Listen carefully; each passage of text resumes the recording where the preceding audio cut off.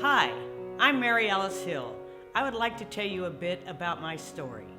I grew up on a farm in Missouri. I was the oldest of 4 girls. While on the farm, I was the one that really loved the outdoors and helped my dad with the chores as well as the farming.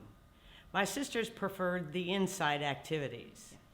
Being in Missouri, we were farmers and we all shared in the activities that we had to do, whether it was indoors or whether it was outdoors. My dad always wanted a boy, and since I was the first child, he taught me how to throw the softball or the baseball and how to catch, how to run, which I love because I love being with my dad, and taught me how to fish and how to hunt. And the other girls, they weren't interested in those activities. When I went on to high school, I realized that there were no sporting activities for girls. Therefore, the basketball coach would come down and get me to go practice basketball with the guys because I was a great dribbler. And so I would always be able to take the ball away from them, and he would have them practice to try to get them to take the ball away from me. And I was a very frustrated athlete. And as I went on to college, there were no activities for women or girls. There were a few play days, as they called them in those days, where you would go to an event and compete, but they didn't really care whether you kept the score or didn't keep the score. At the same time, the men had intercollegiate athletics, whereas the women did not. And the women wanted to compete. I wanted to compete, but it wasn't possible because there was no structure for girls' athletics or girls in sports. However, toward the end of my career as a college student, there was a play day at the University of Missouri. One of the PE instructors came to me and said, "I want you to throw the discus, the javelin, and the shot at this event." And I said, "When is it?" And she says, "In 3 days." I said, "Oh my goodness, I don't even know what that is." I didn't know what the discus or the javelin was or the shot. And so she got the implements for me, and I practiced for 3 days, went to the event, and placed in all 3 events. I think I placed 3rd in all 3 events. That's how bad the competition was. It wasn't that I was good. And I really, really enjoyed the discus and the javelin. It just was really, I was really connected to those 2 events. So I spent the next year trying to teach myself how to compete in the discus and the javelin. And as I was reading the books about what you needed to do, one of the things was that you were supposed to lift weights.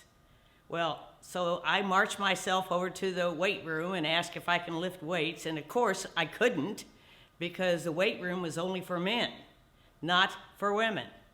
So there I said, "Can't I lift weights in the evening, early in the morning?" No. I just could not even be in the men's weight room.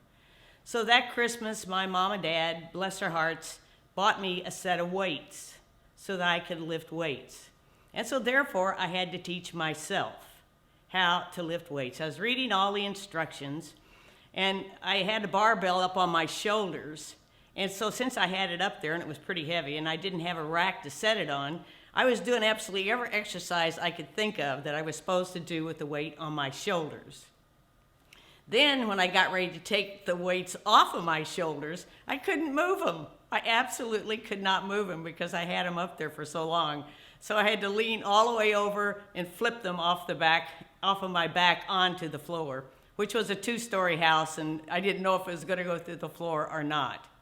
The following year, we competed again at the University of Missouri.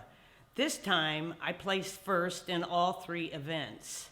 That is because I worked hard, I lifted weights, and every day I was out on the track throwing the javelin and the discus. The distance wasn't incredible, but I won. And from that point, I was driving home that evening from the track meet, and I thought, after 1 entire year, now what? Because women did not have the opportunity to compete anywhere else. I got home and I was excited telling my family about what had happened. After I got home, the phone rang, and it was somebody that I had been working with when I was at college. She was a runner I was a thrower, and she and her husband had been to the Drake Relays, and they had met Margaret Elson, who was a coach of the women's track team in Denton, Texas. And she says, "Hey, Mary, Margaret needs a discus thrower and a javelin thrower. Are you available?" And I said, "Of course. When and where?" She said, "Well, you've got to come to Denton, Texas, and it'll be for the summer." And I said, "I'll be there." All of these experiences brought me to a place to understand that women truly wanted to compete, and they were not given the opportunity as their male counterparts. If you want to hear more of my story in athletics, contact me at www.speakermary.com.